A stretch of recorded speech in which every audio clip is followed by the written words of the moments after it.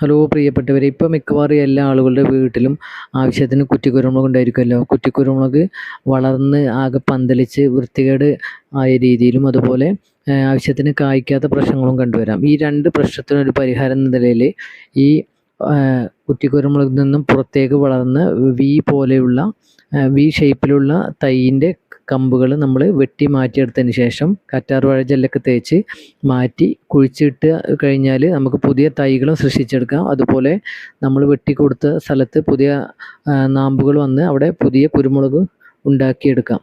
അതിനായിട്ട് നമ്മൾ കറ്റാർ വാഴയുടെ ചെറിയ പീസ് വെട്ടിയെടുത്തതിന് ശേഷം ഏകദേശം ഒരു 12 മിനിറ്റ് നമ്മൾ കുരുമുളകിൽ നിന്നും വെട്ടിയെടുത്ത കമ്പുകൾ അതിൽ കുത്തിവെക്കും.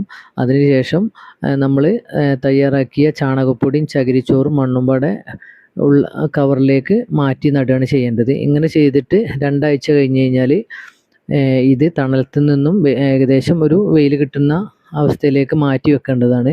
അതിനുശേഷം ഒരു 2 ആഴ്ച കൂടി ചെറിയ വെയിൽ കൊള്ളിച്ചതിന് ശേഷം നമുക്ക് മാറ്റി കുഴിച്ചിടാവുന്നതാണ്. ഇങ്ങനെ ചെയ്ത് കഴിയുമ്പോഴത്തേക്കും നമ്മുടെ ആദ്യം വെട്ടിക്കൊടുത്ത കുരുമുളകിൽ പുതിയ വള്ളികൾ വരാനും കായ പിടിക്കാനും ധാരാളം കണ്ടുവരുന്നുണ്ട്. വീഡിയോ ഇഷ്ടപ്പെട്ടാൽ ലൈക്ക് ചെയ്യുക, ഷെയർ ചെയ്യുക, സബ്സ്ക്രൈബ് ചെയ്യുക.